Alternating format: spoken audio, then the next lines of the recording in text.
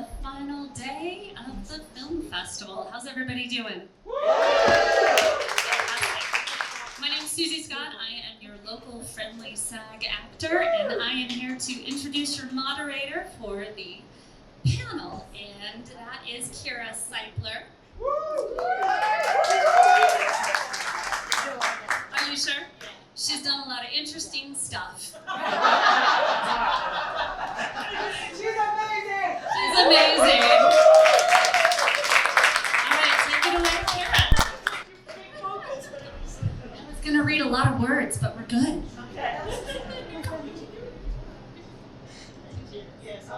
Thank you. Sorry, I didn't mean to burst your bubble, but best ever.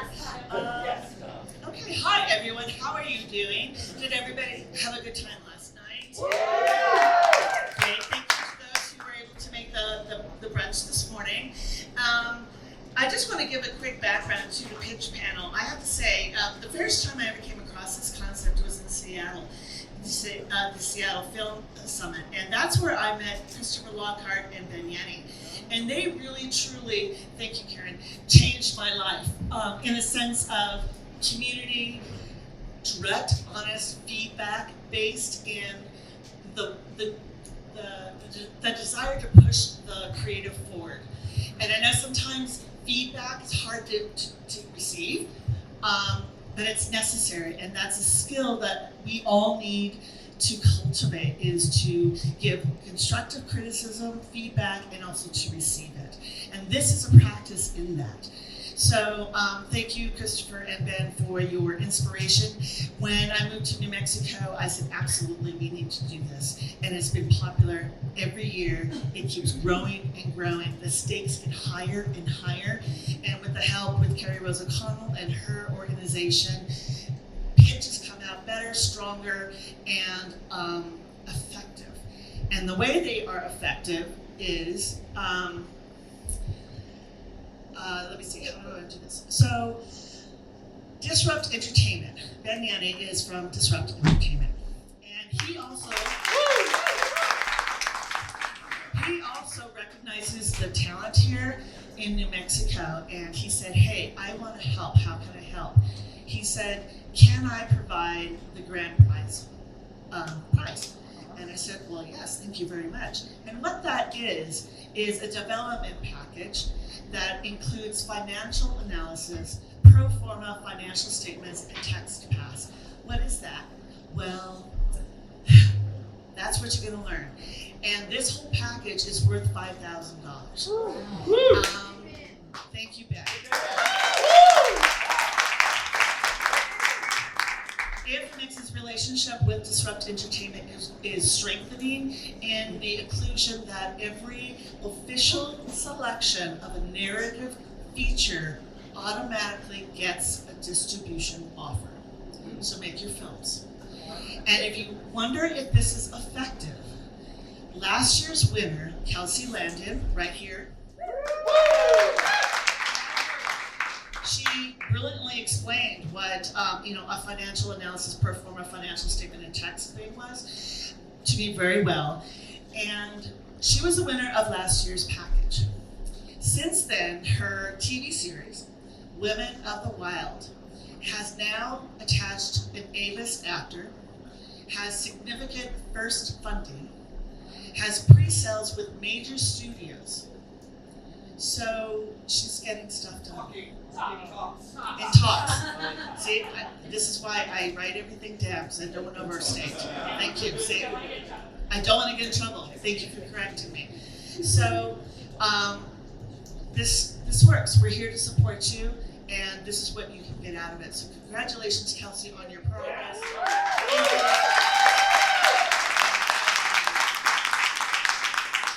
I also want to say that there is this is a really tense opportunity. It's very nerve-wracking for all of you pitchers who know what it is. So the courage it takes to get up here and just open up your soul and tell your story is immense. So congratulations to all the submitters who submitted their projects to us, and to those that weren't selected.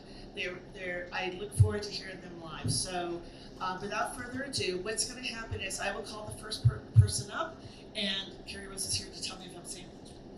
And the pitch will start. Each pitch is 3 minutes. 30 minutes. 3 minutes. Did you feel that tension grow in them? Like 3 minutes. They'll be timed. And so pitchers, Kelsey is here for a lovely face of support and as a countdown. And then afterwards, the judges will give their feedback.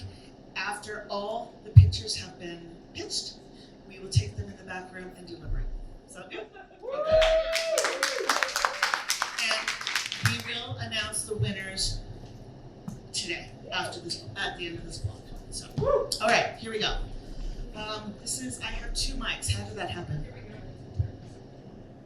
It's a 30-second warning for the pitchers. And then a 15. No, just 30. Oh, and you change it, and then a 15. I do. I don't know how I do it with 2 mics. Okay, panelists, judges, are we ready? We're ready. You're ready. Do you have your mics? Test. Test your mic. Test your mic. Hello, ready? No? Yes. Yeah. Hey, tech teacher, hang on. Hello, no? Yes. Yeah. Okay. Hello. Okay.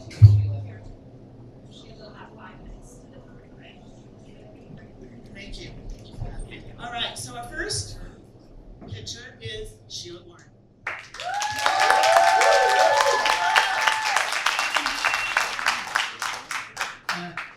Mike is okay?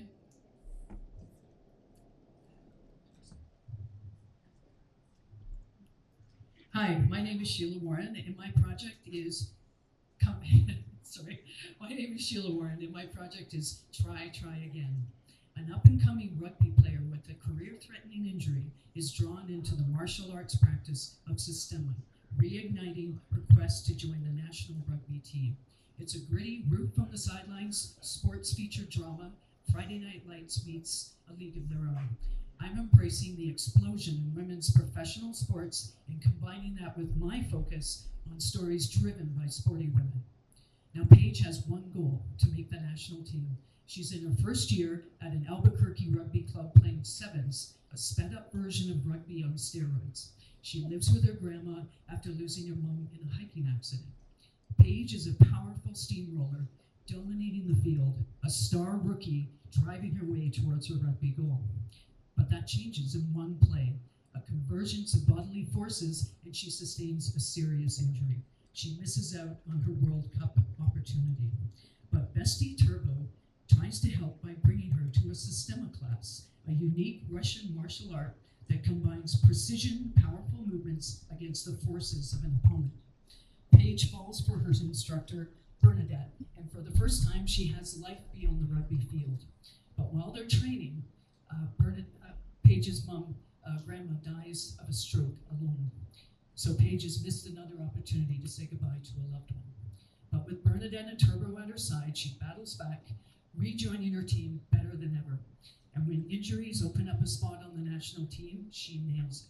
She's ready to make her mark. Paige, our queer protagonist, challenges our stereotypes of body positivity and female form. Try Again will take us into the speed and the power and the chess-like strategies using handheld cameras and drone shots. Our target audience, females 14 to 45 and Gen Z males who would enjoy this gritty comeback story similar to Any Given Sunday or The Fire Inside. As a lifelong multi-sport athlete myself, I bring a unique writing, directing perspective. With my ice hockey film and 2 hiking films under my belt, I'll be supported by my technical advisors and several rugby stars to pay tribute to that sport that I really wanted to play but never had the chance to. To move our project forward, my producing partner Tiffany Cole and I are seeking $10,000 in development funds for script writing and pitch deck. This is my 6th feature script. Try Again is a unique story bringing together elite women's rugby and Sistema. And now is the time to take advantage of that surging female sports fandom and teaming up with sports influencers, we can bring this film to a wide sports-loving audience. Thank you.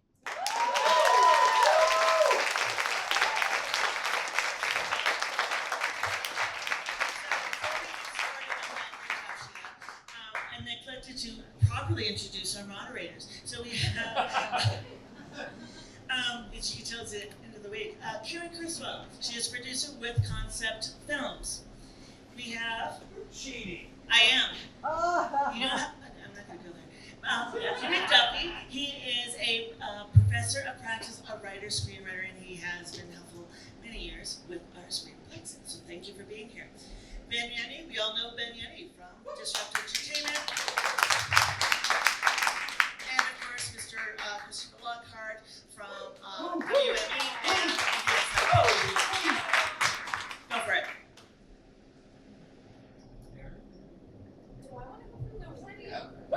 And so it begins. Wow, that was a great pitch. I mean, just, you know, you had it down, you not just memorized, but you performed it, I was there. So that's great, and I hate pitching, so hats off to you. I have a question though, because I mean, I love the subject matter, I've had a crush on that. Who's the big good? The big, the rugby player that was huge? Yeah, Liz. Sorry. It sort of feels though that the story is one thing after another, not one thing because of another. It's like a biopic where there are events and we're following her life, and it doesn't have a real sort of strength in terms of it being a narrative. This semester, I'm talking in my classes about the end of the second act, which is really the thing that nails everything, and I'm calling it the trebuchet moment, which is ridiculous. You know, you've sort of seen a trebuchet in terms of like the big weight comes down and then the cantilever comes up and it throws a pumpkin a million miles. That's kind of what the end of the second act is. Like, what do they want?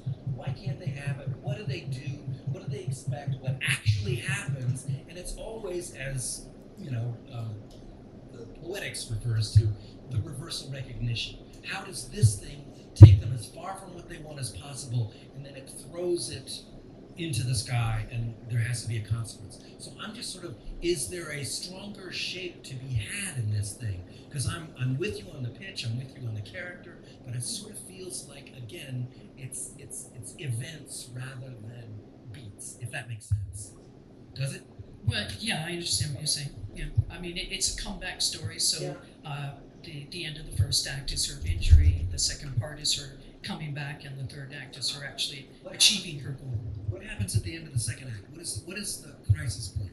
What's the discovering the crisis at the end of the second act? Because her biggest problem is whether she can come back. So the combination of the sistema, which is a very chi-like movement, it's a very rhythmic movement, helps her with her therapy and also with her ability to play better when she returns. I'm always thinking in terms of my dramatic question with the end of the first act and into the second, what's creating scenes for me? Selfishly as a writer, how many scenes can I create out of this problem and this desire? And you know, working out is basically one scene. I mean, in Rocky, you know, you're eating 12 eggs and you run and then you pound the meat. Yes, he does pound the meat. But that's just one scene. The reason Rocky works is because of the relationship, and I think you have a relationship in there, and you know, Christopher and I are always sort of knocking over this. I need to care, that's where the story comes from. It doesn't come from plot, it comes from why I care about this character.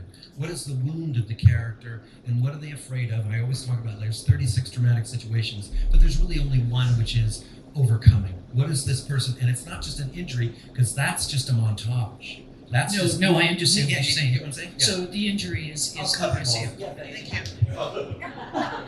getting ready to. You were very confident. I thought you stumbled a few times, but you didn't let it bother you. You really took command, which I think was great.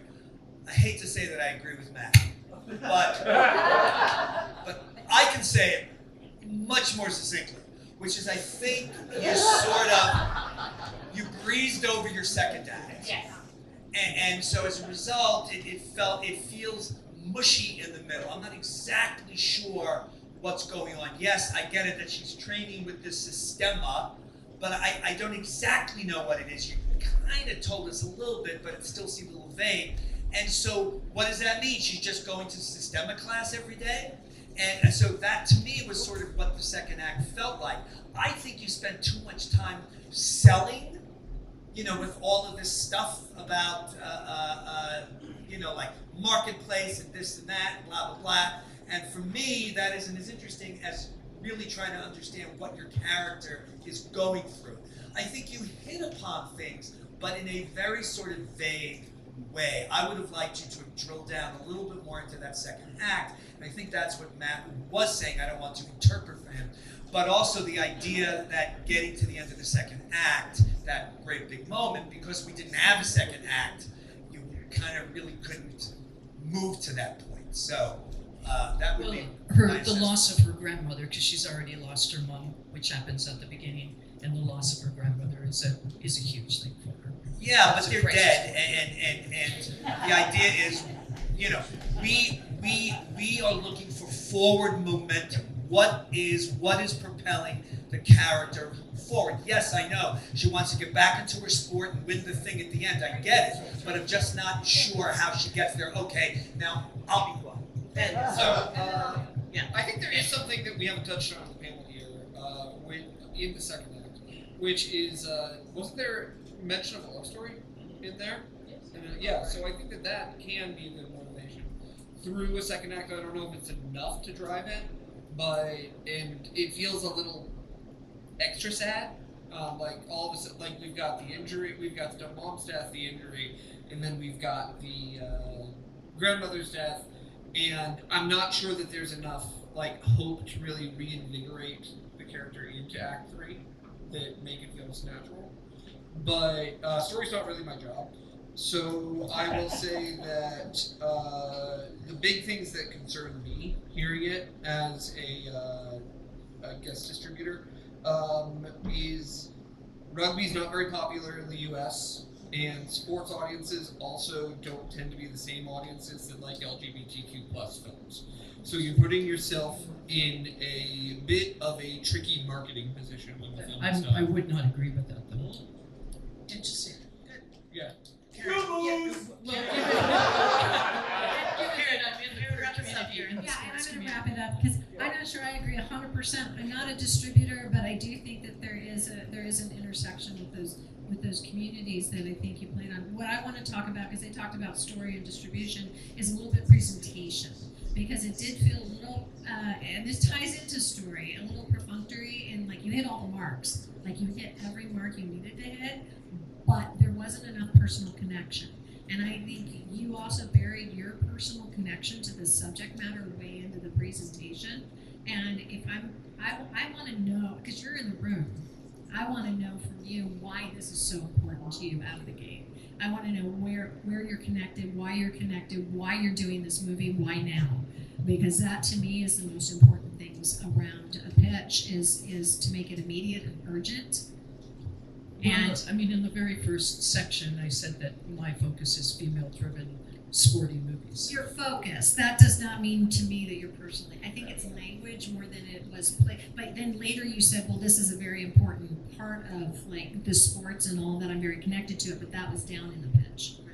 So I would elevate that. I would, and I think that again it ties into some of the elements that the other panelists are bringing up around the attachment of personal in the story. I think rounding out your personal connection and the personal connection in the story and making those more front and center, because rugby's the window dressing, right, for the actual story. Thank you. Thank you, Sheila.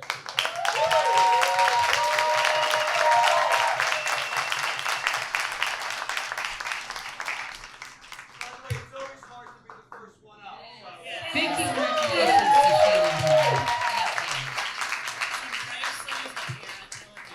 right, reset it here. You guys doing okay? All right, Matthew. Can I say one thing first before you stop? Yes. Grief isn't a motivator. It's a state. Unless it's revenge, it's just somebody being sad. I love killing off my characters. Holy crap. Just kill them. Just kill them. But it doesn't make you do anything unless it's revenge. I know there's Reese Witherspoon in the wild, but she's trying to figure out who she is, and it's a relationship with the mom. But just, having something bad happen, somebody dying, you're just sad, and it's one scene, and you got to be selfish as writers. You want 40 scenes or beats, so be thinking about what the plot motivator is. Thanks, Ben. Yeah. Thanks. Great. All right, Ryan. Hello, my name is Ryan Bean, and I'm here to pitch my sci-fi thriller feature set in a small town in southern New Mexico, titled The King of Chaos. It is Moonlight meets Get Out. I grew up hiding my sexuality in a small town in the Midwest, which, spoiler alert, wasn't the most accepted. I remember someone in my high school once asked me if I would have sex with a guy for $1 million. Growing up there led to years of internalized homophobia, thank you. The same goes for my main character in this story, Cyrus King. Cyrus is an extroverted high school jock who sleeps around with a lot of women, breaks girls' hearts, and doesn't seem to care about anyone. But there is one person that he cares about deep down, a timid boy in the town that he had a secret affair with, the only boy he's ever been with. And the only memento that he has from the relationship is a crown that the boy gifted him. But that was right before Cyrus broke it off, because Cyrus wishes that he was born normal. Instead of feeling his feelings, Cyrus often turns to drugs and partying to cope. His stone-cold father thinks that he needs restructuring, so he forces his son to come to work with him for the weekend at a homestead far away from civilization.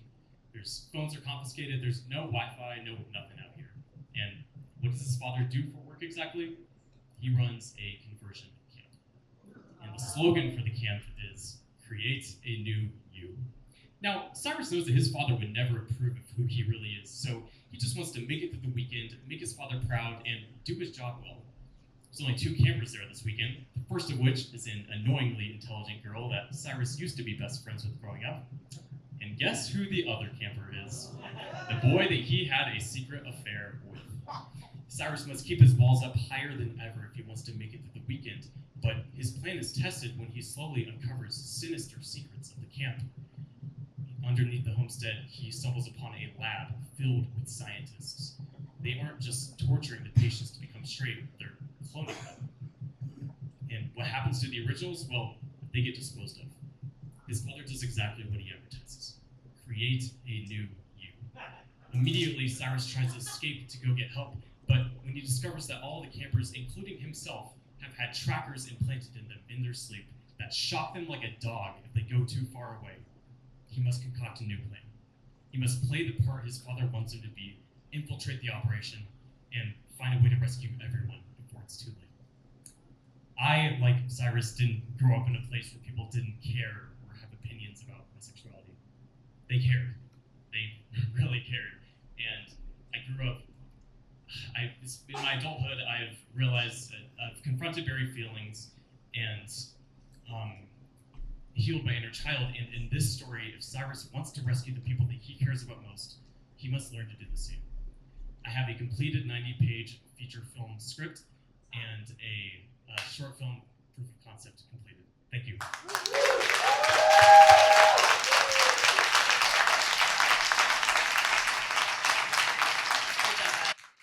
Hey, who's to start this time? I'll start this time. Okay. Great pitch. You said it was a sci-fi thriller? Yes. Okay. Thank you for leading with that. My mantra for my company is message through the madness. Okay. In the madness. And you've got a message in your madness. It's not just a standard coming out story or a getting over your internalized homophobia story. It's also a genre adventure with extremely high stakes. And it is, to me, that's the best way to get a point like this across. Conversion therapy is a scourge. There's a lot of different things with that, but you're not approaching it like a drama. You're approaching it in a way that is more, I guess, acceptable and digestible by a wider audience, and I think that's great. You did not give us an ask. Okay. So, what is your ask? Well, I made the proof of concept for $2,000. It's a short film, so I would be asking for, I think the whole thing could be made for $50K. So So you want to make a micro budget movie for $50K? Yes. Okay. Next. Chris. Oh, congrats. You must have a very proud teacher. What do you think? It was great.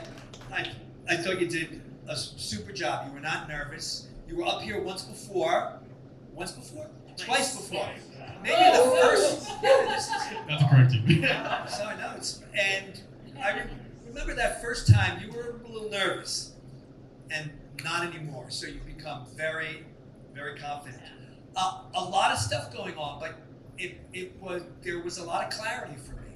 The only thing maybe I missed was the cloning. Are they cloning straight? Are they cloning them straight? Is that what they do? Yes. Okay. That was close. I think you did a great job. Seriously. I have nothing bad to say. See, you pissed off my microphone. Let her be the bad guy. No, I was just gonna say, I think that it would help your pitch and the flow of your storyline to have some sort of like genetic mechanism, because cloning, in just the word cloning, means an exact copy of, and this is not an exact copy of. This is some sort of genetic mutation of. That's a good point. And I think that needs to be really clear in That's the why I pitch. think. You're welcome. See, I Good know I point. can clarify your. You good? They sucked. No, Matt. Yeah. Thick skin here. Matt, anything to add? So this seems vaguely familiar to me. You might, yeah, a little bit, I don't maybe. know why. But I mean, your pitch was spectacular. I would watch this movie, A+. But it's interesting because your concept film really covers the discovery at the end of the second act, and this was the only thing that was kind of missing in the pitch, was that whole sort of, the flip, because it's got great betrayal, what the kid discovers, what the father, means to him. So I would maybe sharpen that in the pitch, because that's the strongest part about the whole thing, is that you have a discovery and a crisis, and most people don't.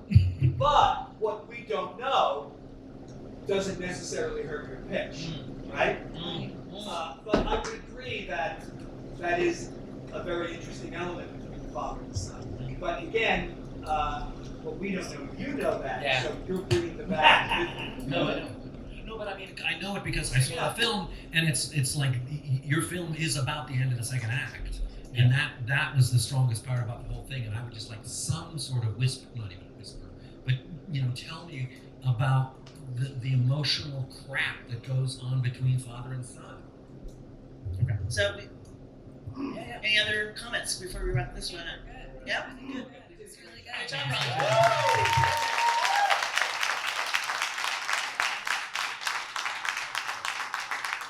Good job. Okay, here we go. Number 3. This is new. Hold on a second. Let me reset them. Yeah, reset us. We need to reset. Settle down. Settle down. And Chopsticks, chicken feet, and anime wives. Stop for a second. Introduce yourself to us. I was just about to say, my name is Nuke Suancho, like the bomb, and I'm here to present Thai Guys, an Asian American sketch comedy show that flips the cultural stereotypes on their silly little heads. Think Key and Peele, but we Asians. Mixed with the cinematic chaos of everything everywhere all at once. Obscene characters in absurd scenarios, all to hilariously explore the Asian experience. And when I mean Asian, I'm talking about the good old red, white, and blue. Thailand, baby. My parents brought me and my brothers here from Thailand nearly 30 years ago, where they worked their butts off, earning pennies on the dollar. And while they did that, we were at home, eyes glued to the television.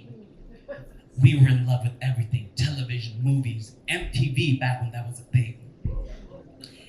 But I know we're the Asians, right? I didn't see a single Thai person. Yo, what's up with that? You guys have a problem against Thai people?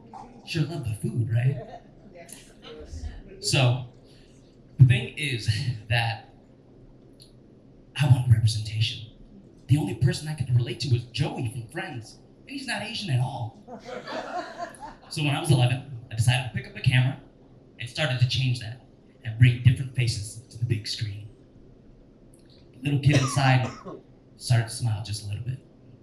Our aim is to explode stereotypes in their face. For example, we've got a sketch where an Asian guy finally gets superpowers, only for it to be to produce infinite boba tea from his hands, who's then shamelessly exploited by his superhero teammates to keep making it so they could consume him.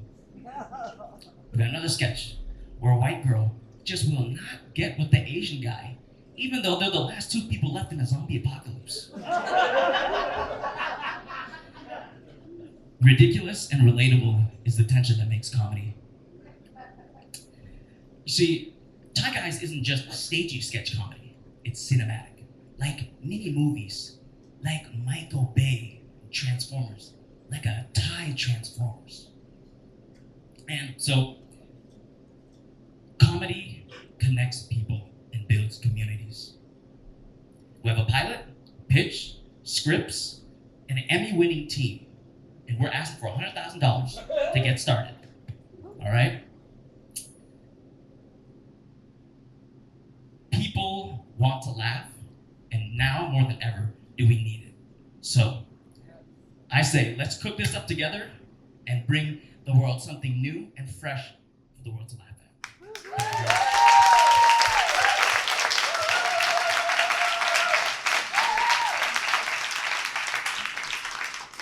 I'll start. Wonderful pitch. You're very entertaining, which is your strength and the weakness. So it's great, but don't slip over the edge when you're pitching to be too performative. All right, and I would, some of the elements that you mentioned towards the end, I would have brought more to the front. The building of community, the ridiculous and relatable, those are things that I think really set the stage for the sort of comedy arena that you're creating, i.e., I don't know if you're familiar with 18 Mighty Mountain Warriors, but they're from the Bay Area Theater Company, same type of thing, but they were on stage rather than on screen. And I think there is a great, I think it is a great concept and a great need for that type of humor and comedy, especially, coming out of the Asian community and representing on screen. So kudos for all of that. I think it was really great. I just think that you need to get a little more focused in the actual story structure of how this is going to be written on this. I would have liked to see more of that. Great, Matt. Should we just go on order? How about that? I thought it was great. I would read your material. I would have liked to have seen more examples of what it is, but I know it's like sketch comedy stuff. But I might go, okay, let me read as he is, doing it. Because the thing that I fucking hate when I am, pitching even something to my agent or manager, it's like, well, it depends a lot on too much on the execution. And I'm a good executor, but it's like that's just like so if you could focus in on more of the comedy and how those sketches look, then I think that might be a little stronger, but I still would go, I would read a couple of pages of this guy's work. So nice job. Thanks. That's a good comment. So I met with you yesterday, and I saw parts of that pitch, and I would have definitely mentioned that you already have, an hour of finished content? So that would have been, I would have 100% included that in your pitch. We have a pilot, And trailer, and all that. You did say you have 5 minutes. I missed that then. No, I think there's definitely something there. I think a couple of more analysis for people who might not know Key and Peele, because Key and Peele is something that would resonate with me, but you might need to go to SNL or Mad TV or Broad City or anything like that to just give more of an idea, more reference points, because sometimes people won't be familiar with the one you throw out. So that's all I got. That's a good point, Ben. So this was different because I think this is the first time that we've actually heard a pitch in this sort of venue rather than a narrative. It Yes. either from TV, and I was a little bit familiar with it because your log line was part of my session the other day. And I'm glad that you gave us some examples of what it was about. It was really important. There's a lot of hype in there, you know, just like in that log line, lots of adverbs, hilarious and, you know, uproarious, you know, kind of over and over again. But I want to hear actually what is funny about it. Don't tell me that it's funny. Of course you think it's funny. As for the performative thing, actors come up here, they always seem to be the ones that kind of do the best. You know, because you guys are just really comfortable, you know, how to perform. So I was okay with all that.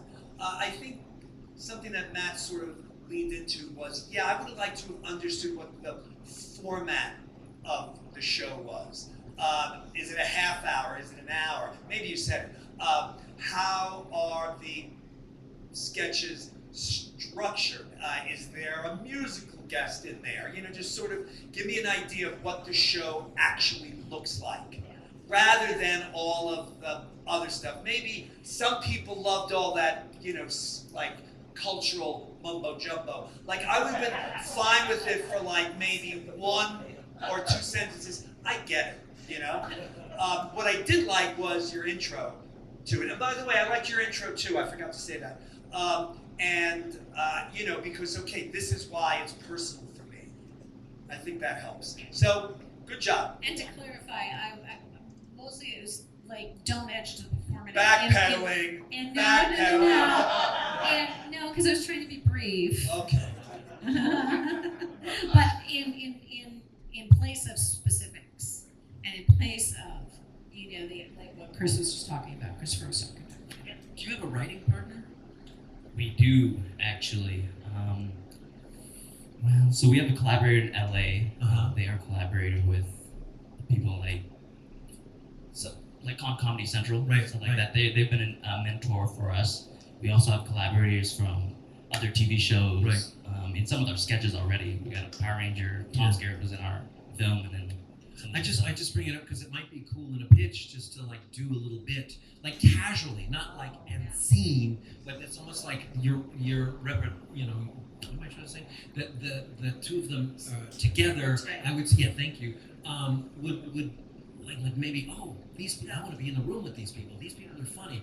Like if you're casually doing it, it doesn't feel like a performance, but I get your vibe in a room because you know, I'm going to be in there 18 hours a day with you, and I think these people are great. Yeah, sketch comedy does. It's so steeped in collaboration and that playing off of one another. So I think giving that vibe. Thanks, Newt. Thank you. Thank you very much for the feedback.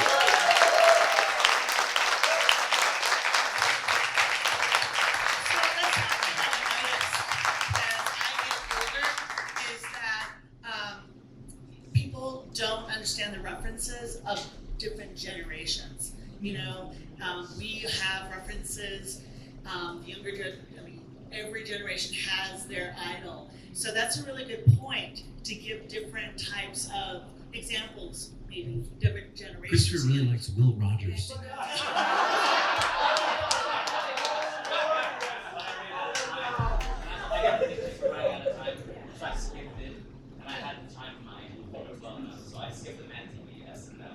That's all good.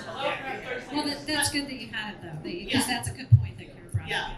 Yeah. Dave Chappelle. Don't forget to reference Dave Chappelle in Skits, man. Yeah, I mean, I'm getting older, and some of the references, I'm like, who is this people? So, because you never know who you're going to pitch to, and how old they are, and what they watch. So, okay, great. What do you guys think so far?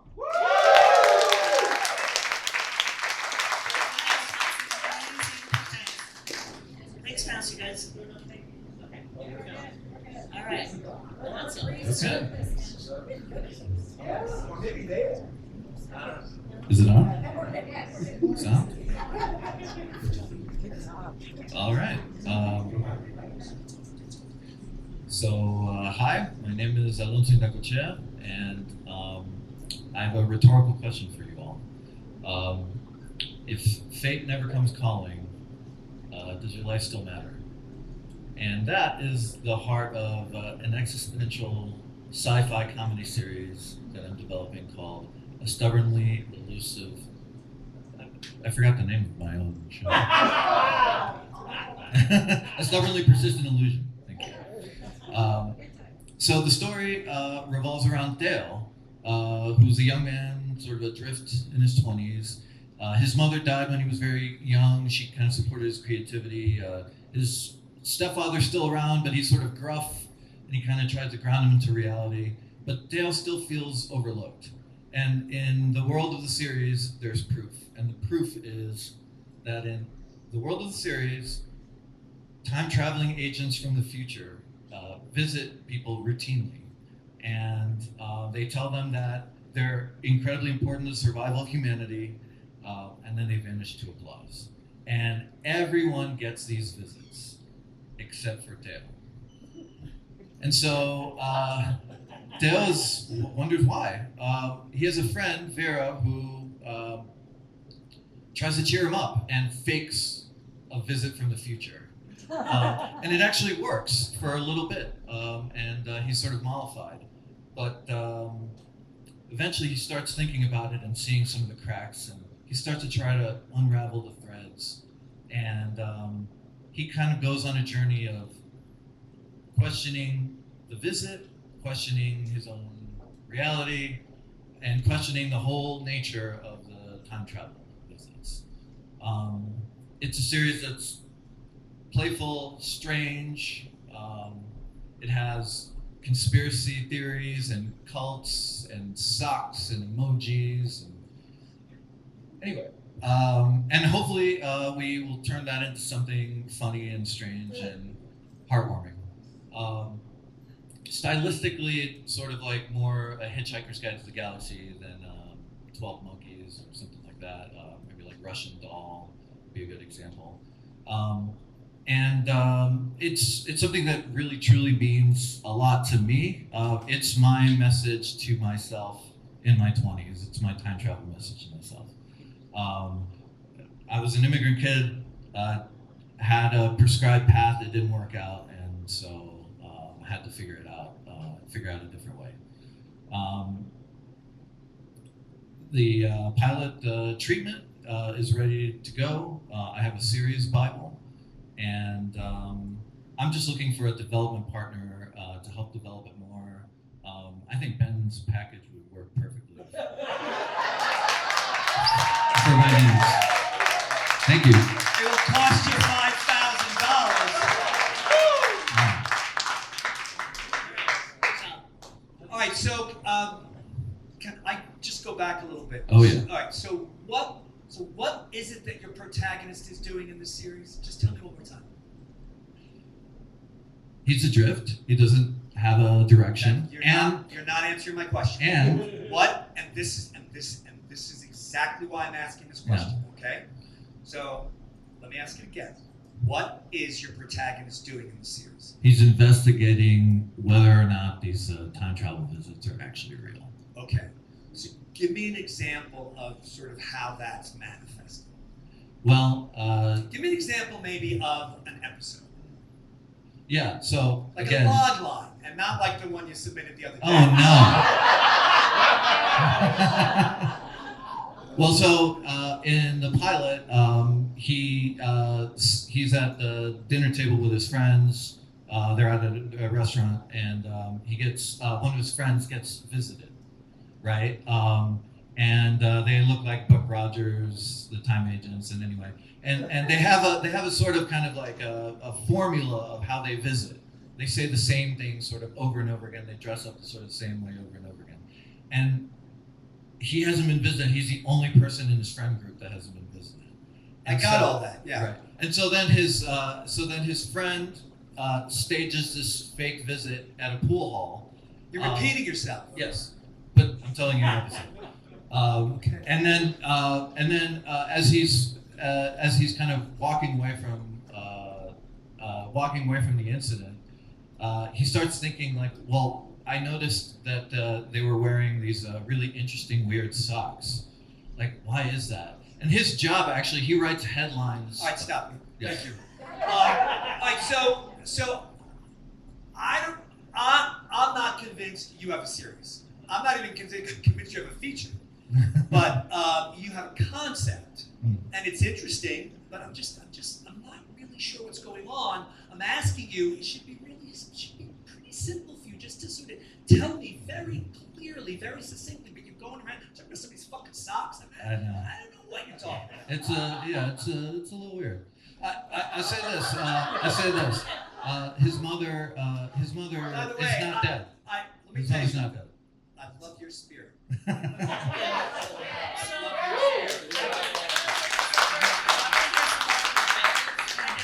Well, what I was going to say is that, you know what, pitching is all about succinct specificity.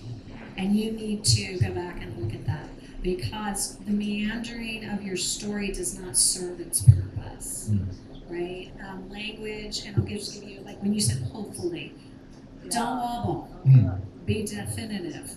We are doing this, I am doing this is what this is who this character is, and be really, really specific about it, because that's the only way you're going to serve your story when you go into pitch.